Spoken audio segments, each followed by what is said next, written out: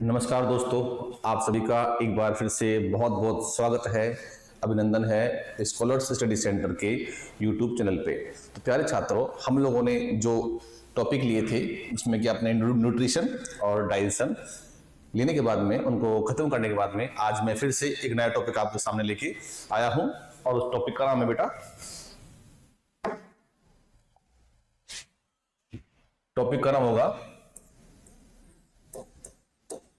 Blood circulatory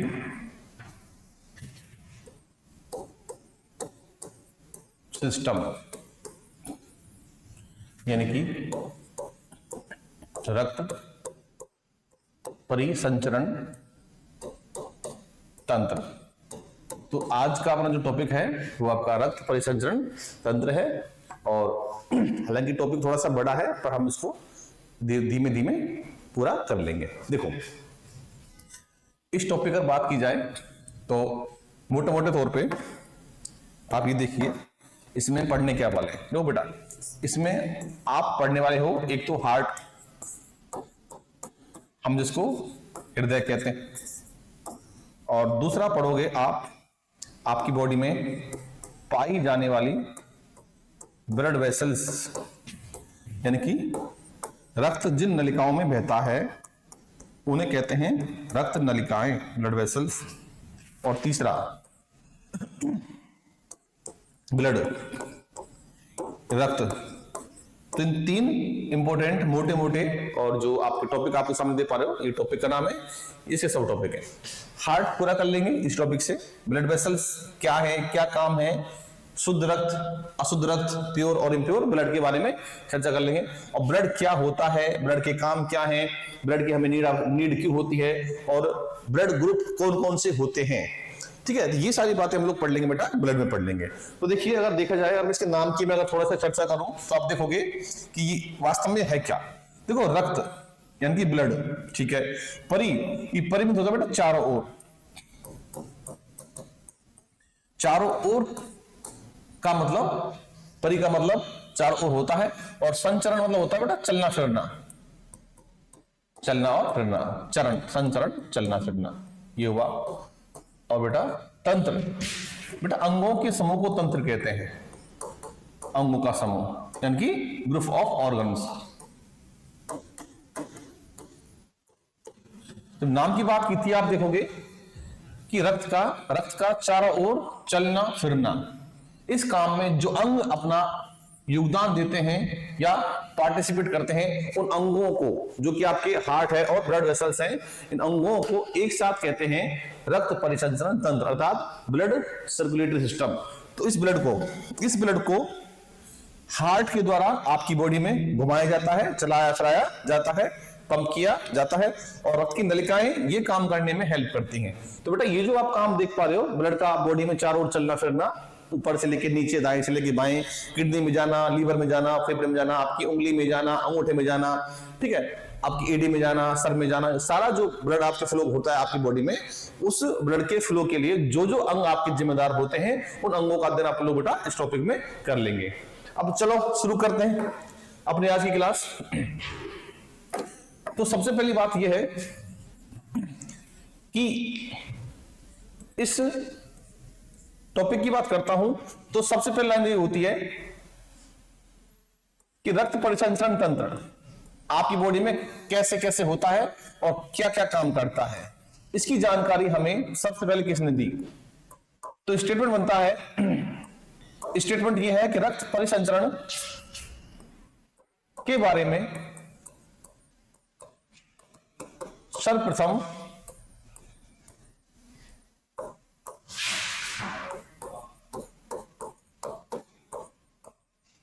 William Harvey ने बताया। अब ये कह दे कि खोज किसने की, तो भी आपका नाम कौन सा आएगा बेटा, तब भी आपका नाम यहां आने वाला है, विलियम हार्वे। लीजिए,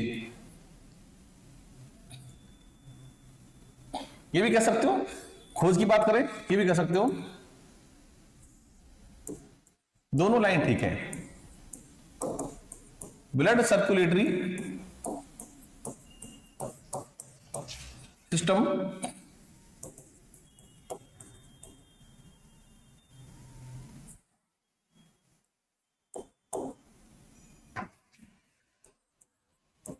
डिस्कवर्ड बाय विलियम हार्वे। दोनों लाइन आपके सामने एकदम सही है। आगे चलिए।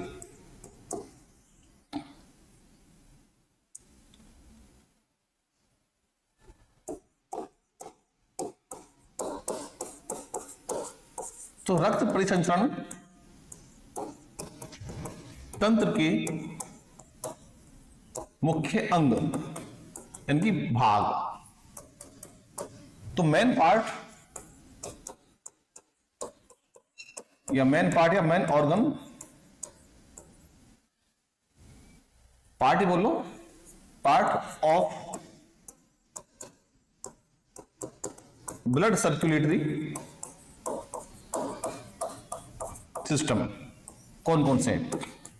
पहला बेटा हार्ट,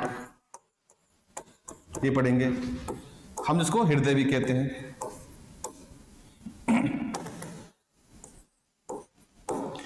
दूसरा बेटा रक्त नलिकाएं, ब्लड वेसल्स, ये पढ़ लेंगे। तीसरा ब्लड, हम जैसे खून या रक्त कहते हैं, ये पढ़ लेंगे। अब यहां पे मोटे मोटे तौर पर अगर देखा जाए तो कुछ वर्ड आपके सामने हैं मेडिकल टर्मिनोलॉजी के, यानी कि कह सकते हैं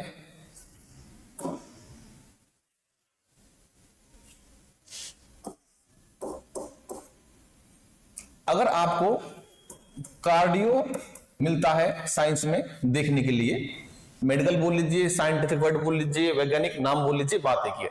तो कार्डियो का मतलब बेटा हृदय होता है, हार्ट होता है। तो जहां आपको दिख जाए कार्डियो, समझ जाना वो हार्ट की बात कर रहा है। अगर आपको दिख जाए एनजीओ कहीं साइंस में या डॉक्टर के मुंह से सुनने को मिल जाए, तो एनजीओ माने होता है रक्त की नलिकाएं अर्थात ब्लड वेसल्स, ये होता है। अगर आपको हिमेट मिल जाए कहीं पे देखने के लिए, तो हिमेट का मतलब बेटा ब्लड से है। तो ये इंग्लिश के नाम है और साथ में ये आपके मेडिकल भाषा के, साइंस के नाम है। अगर लॉजी दिख जाए, तो लॉजी का मतलब बेटा स्टडी से होता है, अध्ययन, जैसे कि बायोलॉजी, जूलॉजी, इस टाइप से। Dermatology, cardiology, angiology, haematology. और लॉजिस्ट मिल जाए तो इसका संबंध बेटा डॉक्टर से होता है, डॉक्टर या फिर विशेषज्ञ यानी कि स्पेशलिस्ट। देखो स्पेशलिस्ट इसमें क्या इष्ट है स्पेशलिस्ट, ठीक है। चलिए ये बातें हैं। अगर तुमसे अब ये कह दे दो मिला के, अगर इन दोनों को मिला दे तो क्या बनेगा बेटा? ये बन जाएगा कार्डियोलॉजी।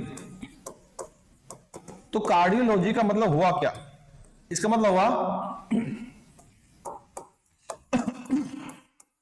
स्टडी ऑफ हार्ट, यानी कि हृदय का अध्ययन। तो हृदय के अध्ययन को कार्डियोलॉजी कहते हैं।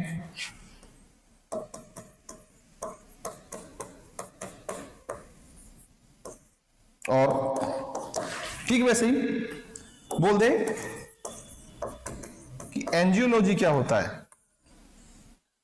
तो वही स्टडी, एंजियो माने ब्लड वेसल्स, लॉजी माने स्टडी, अध्ययन। तो स्टडी ऑफ ब्लड वेसल्स यानी कि रक्त नलिकाओं का अध्ययन।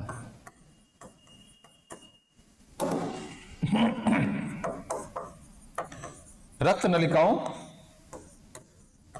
का अध्ययन एंजियोलॉजी कहलाता है।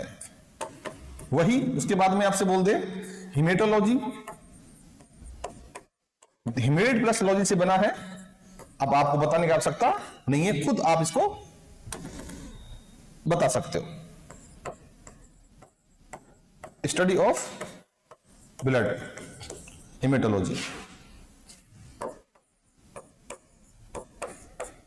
दिख रहा है ना? हाँ।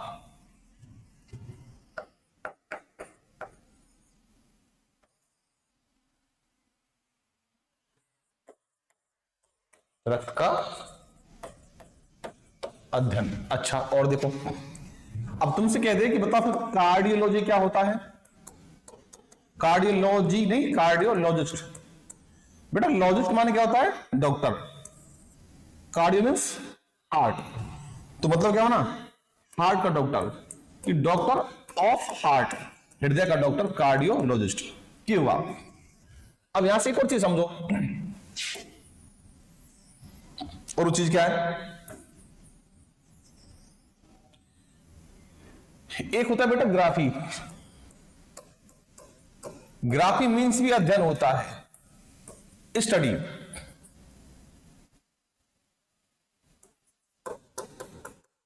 लेकिन विद हेल्प ऑफ ग्राफिक्स,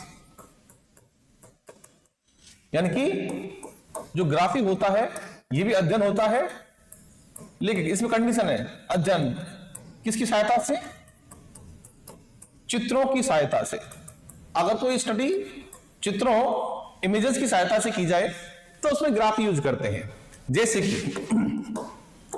मैं बोलूं एंजियोलॉजी, तो आप बोलोगे सर रक्त की नलिकाओं का अध्ययन। कोई किताब है जिसमें उसके बारे में बहुत कुछ जानकारी लिखी है, वो आपका एंजियोलॉजी है। अगर मैं ये बोल दूं एंजियोग्राफी, तो क्या कहोगे कि एक ऐसी कोई बुक हो सकती है जिसमें रक्त की नलिकाओं का, ब्लड वेसल्स का अध्ययन चित्रों के माध्यम से कराया जा रहा है। तो वही है study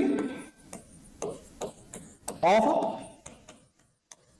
blood vessels with help of graphics या इमेजेस। तो एंजियोग्राफी और एंजियोलॉजी में इतना सा अंतर है कि रक्त नलिकाओं का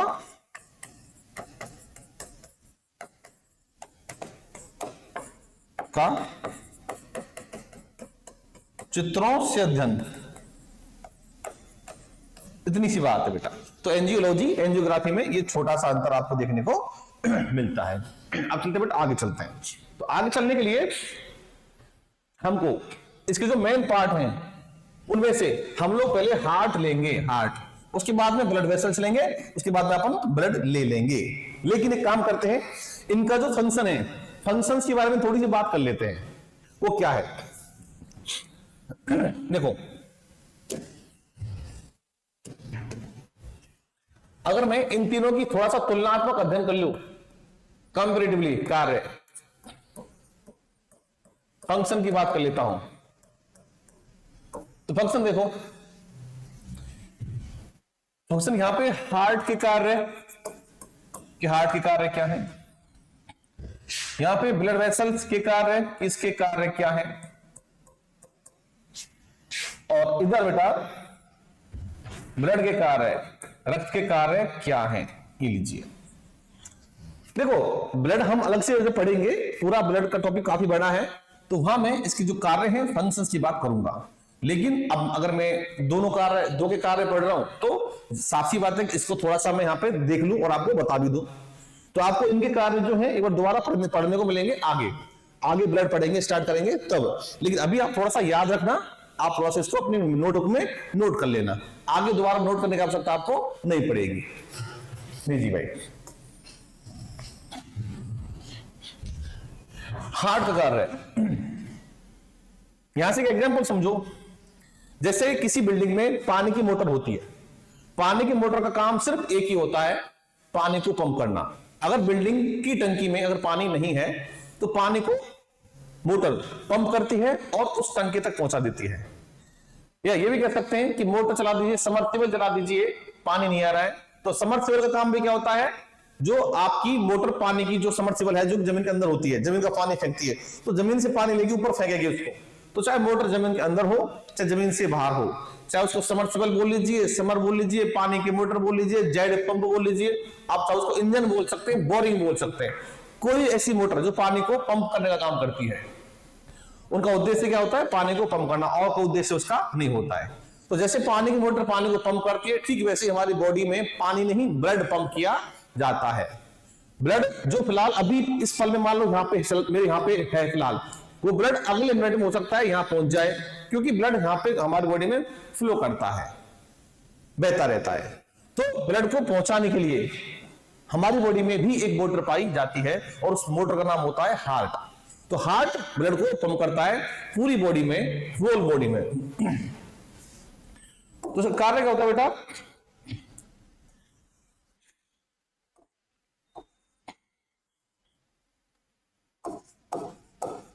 कार्य है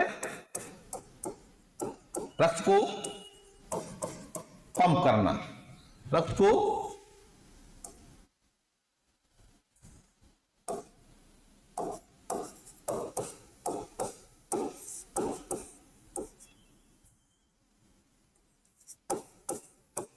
पूरे शरीर में क्या करना? पंप करना, पंप करना, ये इसका काम है। कैसे लिख देंगे? पंपिंग स्टेशन जैसे, पंपिंग स्टेशन जैसे। ये बेटा वर्ड जो मैंने लिखा है ना, ये वर्ड एसएससी ने पूछा हुआ है कि पंपिंग स्टेशन किसे कहते हैं, तो हार्ट को बोलते हैं। तो क्या काम हुआ? Pumping of blood in whole body as a pumping station. लीजिए एग्जांपल क्या हो सकता है इसमें? जैसे पानी की मोटर पानी को पंप करती है। ये छोटा सा एग्जांपल है, आप एग्जांपल पढ़ोगे आपको मालूम चल जाएगा इसका काम क्या है। जैसे कि वाटर मोटर पंप्स वाटर, ठीक है, इसका काम क्या है? जैसे किसी बिल्डिंग में पानी की मोटर ने पानी पंप कर दिया, अब उस पानी को बिल्डिंग के अलग अलग भाग में पहुंचाया जाए, जैसे कि टंकी में पहुंचाया जाए, वॉशरूम में पहुंचाया जाए, किचन में पहुंचाया जाए, बाहर किसी टोटी में पहुंचाया जाए, तो उसको पहुंचाने के लिए उसकी सप्लाई आपूर्ति के लिए उस बिल्डिंग में पाइप होते हैं। जैसे पानी के पाइप होते हैं, ठीक वैसे हमारी बॉडी में भी ब्लड के पाइप होते हैं। उन ब्लड के पाइप को कहते हैं रक्त की नलिकाएं, ब्लड वेसल्स कहते हैं। तो काम क्या है? काम है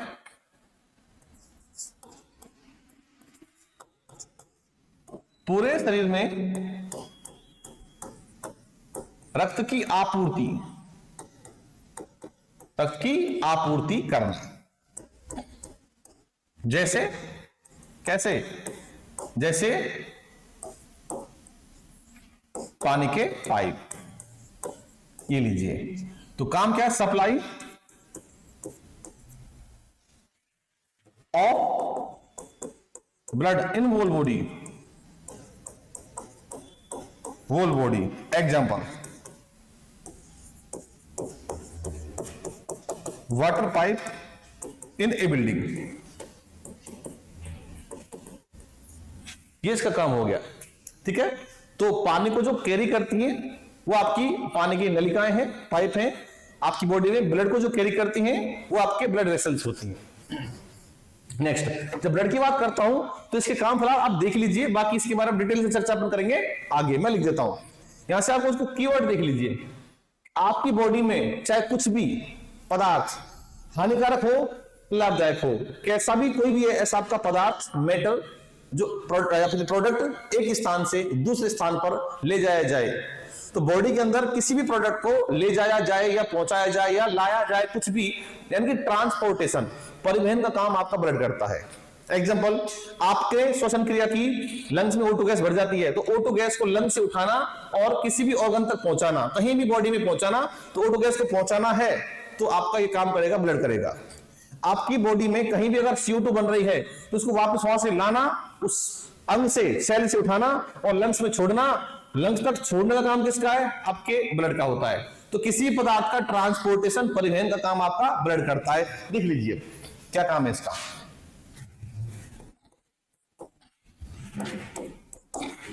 जैसे कि O2 gas comma, CO2 gas comma, आपकी बॉडी में पाया जाने वाला खाना खाने के बाद जो छोटी आंत में होता है ग्लूकोज, कोमा, उसके बाद में हानिकारक पदार्थ जैसे कि बहुत सारा है, यूरिन, मूत्र के माध्यम से बाहर आते हैं हानिकारक पदार्थ, ये वाह, कॉमा हार्मोन्स, आपकी बॉडी में हार्मोन्स बनते हैं बहुत सारी ग्लैंड से, वो यूरिया भी आपकी बॉडी में लीवर के अंदर बनता है, तो प्रोडक्शन ऑफ यूरिया, इन सब का यूरिया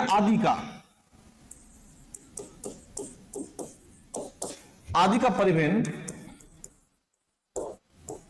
रक्त करता है। तो transportation of O2 gas comma CO2 gas comma glucose comma harmful,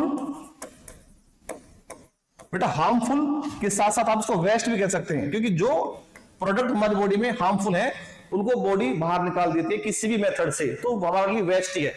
तो हानिकारक पदार्थ को हम हिंदी में कह सकते हैं अपशिष्ट पदार्थ कह सकते हैं, अपशिष्ट, इसका आप ध्यान रखना है।